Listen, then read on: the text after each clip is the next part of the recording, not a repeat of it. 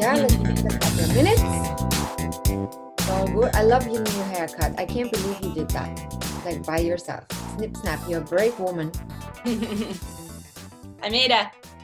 I made a video of that actually. It's like you part your hair in half and you do two little ponytails, and mine were like up to here. And you So tie them up. we're gonna get a how-to. You're not gonna get a how-to, but I did a video and I clicked it. I was like, okay, I'm gonna say, hey, how are you? I'm gonna cut my hair and I'm gonna speed the whole process up. You know how people do those funny videos? Yeah. Uh-huh. And then do the end. Hi, this is what happened. So 5 minutes into it, I realized that instead of video, I'll press the photo. And by that time, I already cut half of my hair. And I'm like, So I undid this one, went like this to the camera and said, hey guys, I'm going to cut my hair. But as you see, I screwed it up. I already cut half. So I will eventually post it, but it's hilarious. I was like, no. Oh my God. Ladies, I miss you so much. Hi. I guess you're talking about your haircut, huh? We went straight into my hair, yes. So for those who just joined us, I did a quarantine haircut. I did it myself. It is not too bad. I mean, it's not perfect. I like your hair at chin length. I love it, actually. You look awesome. I did it short, long enough to still have my little teeny scrawny ponytail, in case I get too hot. What you girls did today? Well, today, this week, I guess, right? Well, same as usual, you know, teach the dancing, do some grocery shopping and bring it to some people who need it, you know, and just develop my projects. It's time to develop projects right now, I guess. And obviously staring at the news because I see that some states are opening up and I'm like, okay, when are we opening up? And then I heard that Riverside County, which is next to Los Angeles, extended till June 19th. I'm like, what? Yeah, they just closed all the Orange County beaches because of what happened last weekend. I know. Hundreds and hundreds of people there. So they just closed it down. I'm ready to be out of here. It's like, I can't believe it's been 2 months almost, like 6 weeks or something, 7 weeks. Like, let me out of this. Let me out of here. I know. Well, I actually think that we have opened up all the parks, but I will let you know by next week if we didn't close them back. It's first day today, and I think it's super beautiful and sunny, and I feel like everybody's going to be outside. So I'm going to stay back inside. Well, that's the next thing. It's been gorgeous in Los Angeles. It's like 90 degrees sunshine. You just want to go out into the beach. Last thing you want to do is stay home. I know. I live by the woods, so I can go into the woods. Good. Nice. All right. So, do we have a special guest today? Yes, we do have a special guest today. And we have actually a very, very accomplished man. And I'm sure he has a lot to say and to teach us. It's Mr. Wayne Eng. And he has been actually a 3-time United States finalist. I also know that he represented Hong Kong at World Championships and made the semi-final. He's the organizer of Emerald Ball, which is going on right now. It's not going on literally, but virtually, like everywhere on Facebook, everywhere I see Emerald Ball. It's a very beloved competition in everybody's hearts. I see green everywhere. He's the founder of Dance Vision, founder of Pro Divida, organizer of Mastery Camps, supplies Dance Flex Floors. He is the founder of the California Gold Rush Circuit, Dance Vision Circuit, and the executive vice president of American Ballroom Company. So that's quite a resume. Let's give it up for Mr. Wayne Eng. Hello.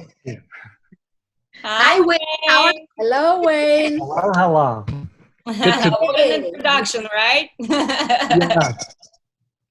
That actually leads me right away to my first question. With like all of those things going on, what I find always amazing about you is that you always have time to answer people, whether it's a phone call or text message or an email, because like I find the more people, the busier they are, the less time they have for small people. And you always find to answer everyone, teachers, judges, students. I mean, how do you do that?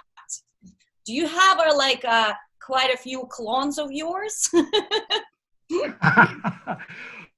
Well, I mean, I do answer everything when it's addressed to me, but I have a great Dance Vision team that answer my customers. But I think you're referencing when people email me, message me. It's always been a habit for me since day one, I think, even when I was a kid. Communication is everything. And if you can communicate quickly, then you can just move on to the next whatever you need to do. Because you all get to that message. So if you answer it now, you just move on. And sometimes I do answer too fast. And there's a few times I message to the wrong person to get that answer. And I wish I could recall that message. There's been a few times I say, oh, shit. You. Then I have to backtrack and say, this is what I really meant.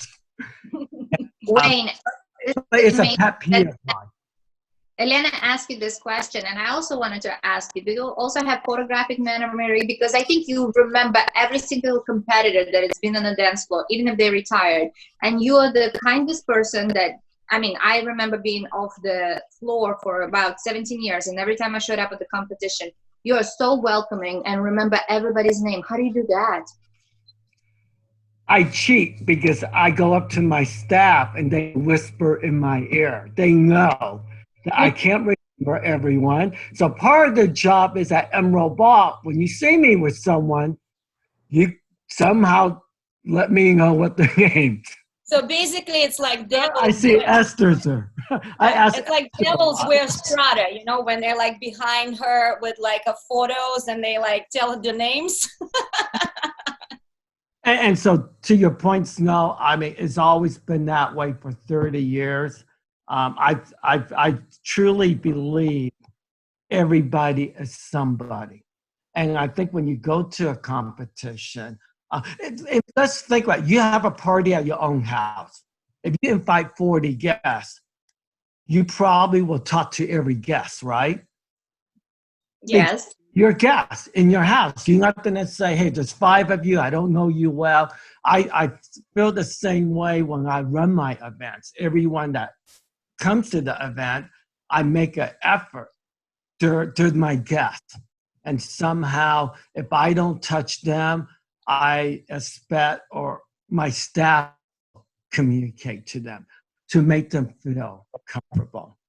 Well, I definitely always felt welcomed, and every time I see you, it's just a joy. And I'm super excited that we have you here today because you're an amazing expert. You have competed, and you have so many different projects going on. So we have lots of questions prepped, and we're going to prep our audience to also ask the questions. So I'm reminding everyone, you can type in the question, and please, we will vocalize it for you.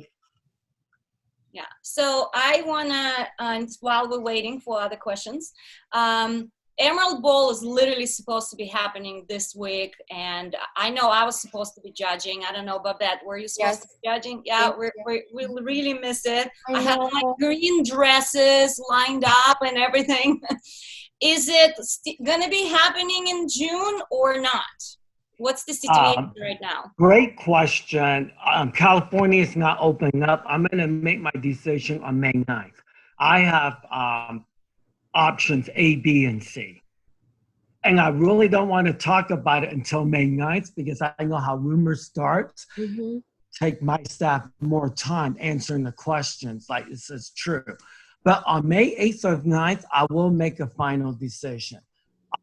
It doesn't look good because of California, but I'm always optimistic. My wife doesn't think it's happening, but I think there's a 10% chance, and that 10% to me is 10%. So there's still a chance, and I'm positive. So I'm not gonna say no until that 10% is gone. Yeah, I'm for 10%. I'm waiting with my Me green too. dresses. 10% all the way here. 10% all the way. Hopefully Wayne, it's gonna happen. question of this is going to be an idea to do something. What do you think about virtual competition? Because people can still, I mean, still get a permission to go to the studio as a with an instructor one by one and have a competition maybe, and then it's changed, you know, and we can do it through Zoom or something like this. What do you think about those competitions? I think Because I know they do some in Russia right now, so it was interesting to observe.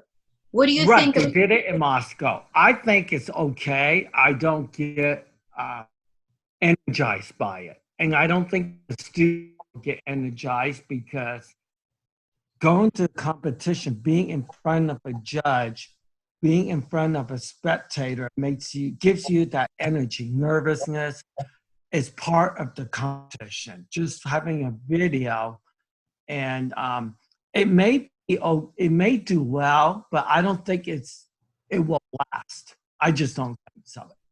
Well, I hope this situation does not last at all. But being on camera, even every week when we first started to meet with each other, we were getting nervous. So I don't know if nervousness will be away if anybody does the virtual competitions. But I truly hope that they actually do the competitions because I am a touch people. I love to, you know. I don't think I engage. mean human touch is a human need, you know. You need to get in front of people and be with people. We need that. I don't think this can go on for I personally, and maybe I'm so wrong, but I personally think dancing will always be a more an in-person kind of experience rather than a virtual experience. So for right now, this is great. I'm really proud of everybody who is, you know, doing something online, because that means you have the spirit of perseverance of everything is going on. But we're all looking forward to come back and meet each other and dance with each other, I think. I agree. That's the real experience. That's why I say, to your point, you know, I think people will try it, but I just don't see it being a big success. Well, that's no, I mean, because different things are running around and everybody's trying to be ambitious and, you know, create projects. Right. Glad that it's exposure for us in any way and we, you know, engaging with that. But I just wanted to know opinion of yours because you always very quick to answer, very straight and direct. You don't go around the corner and I respect that. So that's good to know. So somebody said, not a question, but wanted to say a big thank you for opening up the Dance Vision videos. As a new dancer, I'm finding the videos incredibly helpful. Also love the daily master classes that are you doing currently on YouTube. Thank you for all the content. So people loving it. You're welcome. It's been a good thing, and the Dance Vision team, they're very happy doing it. And they're working hard, actually, overtime to bring those videos to the people every day. I think it contributes so much to just keep the community together, because we are really one of these communities that right now are, you know, I think hit one of the hardest, you know, maybe the fitness community, dance community, sports community, everything stopped for us right now. And I think it's wonderful that there's a place where you can go, where you can keep everything together, where you can continue, and you have this feeling of community that it's giving to everybody. So I love it. It's great. So let me ask you, I guess, I don't know if it would be a provocative or not, but out of all those businesses you have, competitions, Dance Vision, floor, the studios, I mean, you name it, I can't even go through the whole list how many. Which one do you enjoy doing the most? Good question. Over the 30 years, I think I flipped back and forth. My first answer was, half joking, it just depends which one's making more money. Nice. There's some truth to that, okay? But with Dance Vision, what I love about is creating a system, educational videos that I like to have it last for a lifetime for the future generations, and to try to bring dancing to everyone. When I say bring dancing to everyone, I want to make it affordable to everyone. As you know, in our business, not everyone can afford all the private lessons. So I like to bring the quality dancing to everyone, regardless of the financial situation. So that's a long-term goal with Dance Vision. So next 10, 15 years, we're planning rebranding Dance Vision, but we're also working, how do we bring dancing to everybody and not just the people that can afford it. Emerald Ball, I love it because it's an instant high. Instant high means it's only once a year, but it's always a challenge how to make the event better. It's just for personal gratification. I have my own, instant gratification with Emerald Ball, and I judge the success by obviously entry-wise, spectator-wise, and those are my yardstick, but it's personal. It doesn't mean that's how the audience, the people come, how they judge it, but that's just a personal thing that keeps me going. So we have a question from one of our viewers. Richard and Teresa asking, what's your story on how you got into dancing? Everyone knows that. When I was 19, I saw Saturday Night Fever, John Travolta, and I said, you know what? I want to be like him. That's so awesome. He was picking up ladies. I said, whoa, wait. So I went to Fred Astaire studio and took the intro lesson, learned the hustle. Then it was in LA, then I hopped from club to club dancing. Then my teacher at the Fred Astaire studio was introducing me to ball, which I was fighting against. I said, I don't want to rumba. That's for old folks. I just want the hustle. Let's keep going at it. She was a good teacher. Give me 5 minutes to show it to you. Show me the cha-cha, the rumba, the swing. Then happened to be at that time, the studio owner was Don Cassinade, who was the brother of Chester and Chuck Cassinade, who were the founders of Fred Astaire. They were the one that purchased the Fred Astaire rights worldwide. So he was a really good owner, and he sold me a program taking ballroom dancing. So I became a student, went to pro-am competitions, then I went on a teacher program, and I became a teacher, and I met Donna and so forth. And the rest is history. So now, right, and the rest is history, yes. Since we know your titles and how successful of a dancer you were, I want to ask you a question. Who was your favorite coach? My favorite coach at that time, how about my least favorite coach? Yes, Yeah, you want to know that. Come on. The toughest one was Nina Hunt. If you remember Nina Hunt, we flew to London, and she was teaching a little office in the basement, 300-400 square feet, literally. And when you walk in, you have to go into a closet and sit there until she say, come on out. And I remember, I do love her, but she was probably the toughest one. I remember she made Donna cry the first lesson. And it was like, shit, I can't wait for this lesson to end. But she was a great coach. My favorite coach, there were a lot. I mean, we took from Espen Stalbert, Mitch Stillanos, Joan Knight.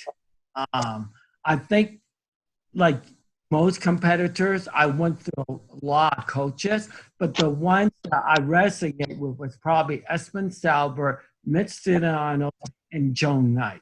Probably my favorite was Joan Knight, because she was my motivator. Before a big comp, I would see her only, because she would only say good things. She would never criticize me. She would pump me up like I was so good just before the event. And I remember every year I would go to Birmingham before Blackpool just to see her, just to say, hey, I'm great. And that was it. And yeah, she is my favorite one, I think. That's so awesome.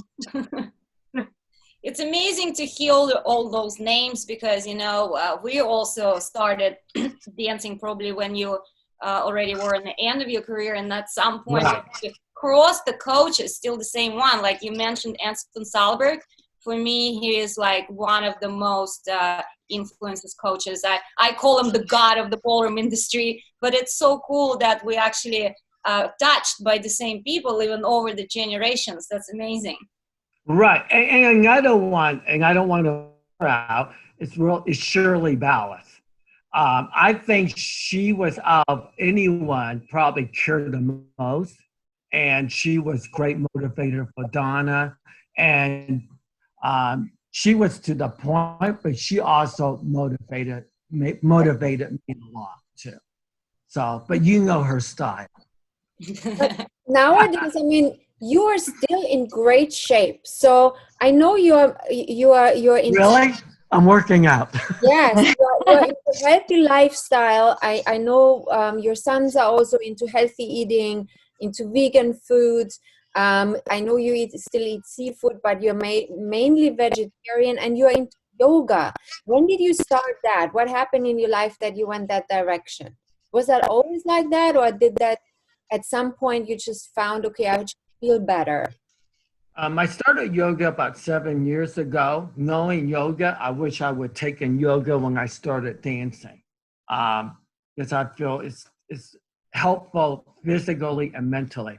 I remember taking yoga because I was stressed 5-7 years ago for whatever reason.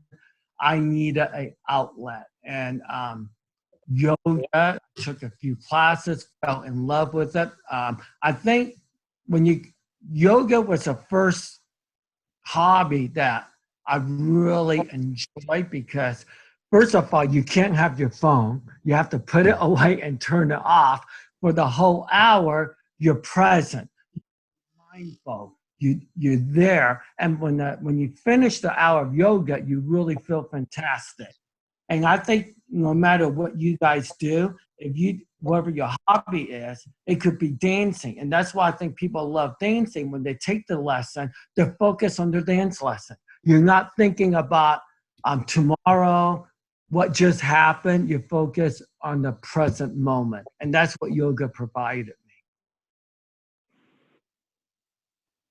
Well, I can relate to it because I myself, I believe in yoga very much, especially since I injured my spine. It helped me tremendously to get back into my activities and into being able to coach and travel and move. So I believe in it very much myself. So, all right. Well, I have a question. Besides the yoga, what do you do on your free time? Like, what hobbies do you have? I mean, do you even have a free time? Oh, I do. I make more free time than you guys really realize. I mean, obviously, when we had the family with the kids, I would always be home by 3:30. I probably never miss any of the practice rehearsals. And sometimes Don and I usually not fight, but we would say, let me take them instead of the other way, like, no, you take them. And it's like, no, I get it this time. No, you get it next time. So, take turns, huh? yeah, I do. I think it's just the last 4 years. My kids are growing up, so I'm busier with the work that I'm doing. My free time, I love going hiking. I love to go sneak out for lunch or sneak out for my favorite coffee place. I think the staff know that when I leave, I say I'll be back in 30 minutes. They know that means 2 hours. If I say I'll be back in 2 hours, they say that's 5 hours. And I just go and have good food and go get an afternoon massage and stuff like that. But what that does, it balances me. It regenerates and gives me more energy to keep going. What would be your favorite vacation spot? Like, I'm sure I see you taking a lots of beautiful trips, but if you say you would pick any spot to go, or in the history, like memorable family vacations, what is your favorite vacation? I think Bora Bora, that was with Donna. 8 days there was, I would say it was paradise. The phone wasn't working well, so that was good. So I had a lot of time just swimming, snorkeling, jet ski, whatever we wanted to do. That was 2 years ago, and for sure I would go back to Bora Bora. Well, that sounds amazing. Like, I always wanted to go to the Maldives because I see those pictures for when you have these little huts in the ocean, and you can just basically wake up and go swimming right there. So I think that goes on my list too. But ladies, I think it's time for our quiz. So I was going to ask one more question before we get to the quiz, because it's very interesting for me. How do you practice your creativity? Like, where do you get your inspirations from? It's interesting. I don't think I'm creative. I think I'm inspired because I listen to people. Everything that I have done were ideas from other people. Patrick John, as you know, say it best. I have to be careful what I tell you, Link, because I know if you like the idea, you're going to take it and run with it. And I will say, you're absolutely right, Patrick. I will. And so all the ideas, a lot, it's just listening, seeing what's out there. I don't think the creativity comes from me internally. But if you wanted me to choreograph a routine, which you probably can do in 2 hours, it would take me a week, literally. So we should say you don't like to choreograph. Oh, hell, I hate it. That's a job. That's work. Well, on that case, That would be very hard for me. Are you ready for it? So the quiz rules is that I'm going to ask you some question. You have to answer it very quickly without overthinking it, and short answers. Are you ready for this? Yes. Right. So if you choose to drive, would you drive Lamborghini or Jaguar? Lamborghini. Okay, that was easy. If you can't sleep at night, what do you do?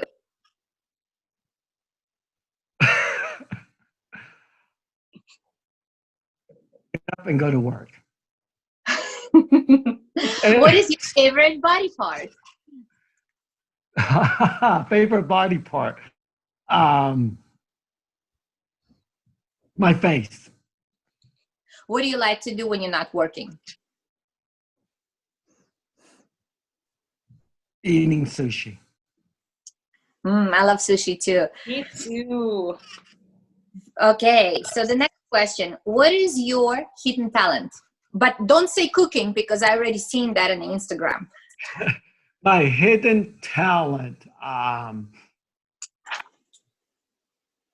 I'm sorry, I don't know what hidden talent I have. Or useless talent? What talent? Useless talent. Useless talent. Math. 7 times 6. 42. One thing you I had to think about that. Math was just a perfect prep. One thing that people do that drives you absolutely crazy. Who does what? What? Say that again. One thing that people do that drives you absolutely crazy. Oh, there's a number of things. When they don't answer me back. Takes too long to answer me. That's my pet peeve. What do you wear to bed?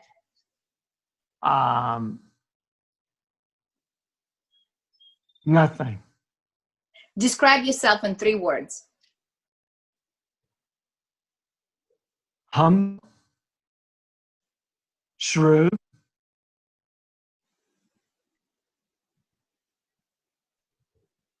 and forgiving. Favorite designer? I don't, because I don't buy any designing stuff. You have to ask Donna, she buys it. What is your best friend? Who is your best friend? my wife, Donna. That's That so is sweet. That's so amazing. That would be it for me. Thank you so much for answering those questions. That was fun. I didn't know your secret talent was math. I love math. Who counts the money? Who counts the money? I think everybody around me is good at math here. It's like, Lena, you're a math whiz. You guys like math. I'm the only one who's like, oh, math is not for me. I can count, but that's it. Well, that was one of the things that I was actually doing, physics and math, before I came to United States. But when I came in, it was so hard to pronounce all the numbers, and I was like, forget it. I am not doing 30 or 40. You know. So, quit. I have a math degree back from Russia. In the backwards. Honestly, I have no idea how you all do it, because I know everybody's at home right now homeschooling their kids. And you guys, you know, if you have a little bit of older kids, like maybe teenagers, you have to help them with the math homework. I'm like, oh my God, I would be completely disastrously lost. Like, I would not only fail in math myself, I would make my kids fail. I have stepkids who are 16 right now. When I met them when they were only 5, so I did plenty of homework. My boys right now didn't get to divisions yet. So they were at that point of doing divisions. I was doing a homework with them, and they're like giving me this list of how it's done. I'm like, no, it's just this and this, 3 seconds, answer is right. And they're like, no, that's not how you're supposed to do it. So I can't do math with my kids in the United States of America, because for me, just the way they count here, it drives me nuts. I don't think you're alone. I heard that many times. Sorry, girls. I want to chat with you, and I know I will, but we can only have Wayne for a couple more minutes. I wanted to ask you, in your career, did you always believe that, like, you have to be perfect at everything, or do you have room for imperfection? I don't think you can ever get to the place where you're perfect, in my opinion. And I always tell my people, I say, the product, the service, if it's enough, let's just do it, and we work out what the issues are. If you wait till it's perfect, it will never get there, and then you're gonna set. Whose phone? Oh yeah. Anyway, Easy. so anyway, so that's my answer. That's great. That's great.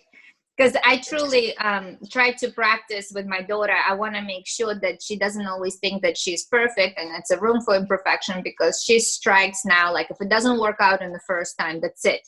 Like, she doesn't touch it for like a little while. So I want to make sure. Actually, that's probably my liability when I was a competitor. I was trying to be too perfect. And what I lacked was the creativity and the feeling, which was the opposite of Donna. Donna was the other way. So to your point, as a dancer, trying to be perfect, I think it's a liability. This is great. I think that's Some coaches may not agree, but hey, you know. No, probably in a lot of ways. Because like, my favorite word is development, and if it's perfect, what's there to develop? It's like business, like, constantly needs to develop. Dancing constantly needs to develop. If it's perfect, it's also kind of like done. It's over. So that's why perfect, I think, doesn't really exist. You can always push it further. Well, there are people who try to be perfect. I mean, and I share with them. I say, you're over analyzing. You're trying to be perfect. And then if you do that, then it sucks out your creativity, confidence, and you say, oh, I didn't do that in your mind. I'm sure you all done that in your dance. Oh, damn, I missed that one. Yeah. And you mentioned like you were one way and Don is the other. And honestly, I think that's what makes partnerships stronger. Because if both people are the same direction, they tend to concentrate on just a small thing. And if people are different, I think that makes a couple better, my opinion. Yeah, I agree with that. So I know that in a couple of minutes, Babette's going to tell us that we're going to have to wrap it up. Is there anything you can suggest, say a couple of words to inspire our viewers in dance world, and something that wise words that we can share with them? think you're dancing because you fell in love with it at the beginning stage. And I think you need to remember that, because as you progress to year 2, 5, 7, you become maybe too competitive, then your mind shifts to try to be perfect. I need more lessons. I need more of this. Arguments come in. I'm not happy with the result. But remember why you got into the dancing. It was the joy of it. If you can kind of like keep that mindful, I think your journey will be a happier one. I see people after 4 or 5 years, they have more knowledge. Now, I'm not happy with this. I'm going to switch partner, do this. But if you remember, dancing brings you happiness, try to keep that in your mind during your rough, what you consider your rough. Thank you. Thank you so much. Do we ladies have any extra minute questions? That's a last chance. But thank you very much. And thank you, everyone, for being here. I know we're still in a lockdown, and mentally, I mean, I don't know about you, but to not fight it, but it's a mental challenge right now. All of us, I think. I agree. It's like I also see with everybody who's out there in the dance world and all our professional studios and everything, it's becoming a mental challenge for everybody. So I love that we have a community, that we communicate with each other, and and I think Dance Vision has been a big part of that. So thank you for doing that. Well, thank you for having me. It's always fun talking to you three. I'd rather be in person, but hey, the next best thing is Zoom. It's gonna happen again, hopefully very soon. All right. Hopefully in those 10% in June. Yes, the 10% June. We're all voting for it. Let's stay positive. Yes. Let's believe in it, and let's hope for it, and let's be ready first and foremost, because right now when we're at home, very easy we get into this not insecurity, but like false pretense of, oh, nothing's happening, I can let myself go. No, you can't. It's happening in June. So if you always keep that hope up and go from hope to hope to hope, I think you're gonna do better overall. And just forget about the disappointment. It's inevitable. I always like to jump from hopeful to hopeful to hopeful. So that's a great way to live and a great way to keep the spirit up. And I'm really looking forward to Emerald Ball. I can't tell you how much. All right, so I think it's time to say goodbye from everybody. It was so nice seeing you, ladies. So nice chatting with you. Wayne, thank you so much for Talk to you guys later. It's been lovely chatting with you. We look forward to all the great events that you're going to have. And we love every single one of you, our audience, for joining us. And we hope to see you next Monday. Mwah. Have a good night. Bye. Bye.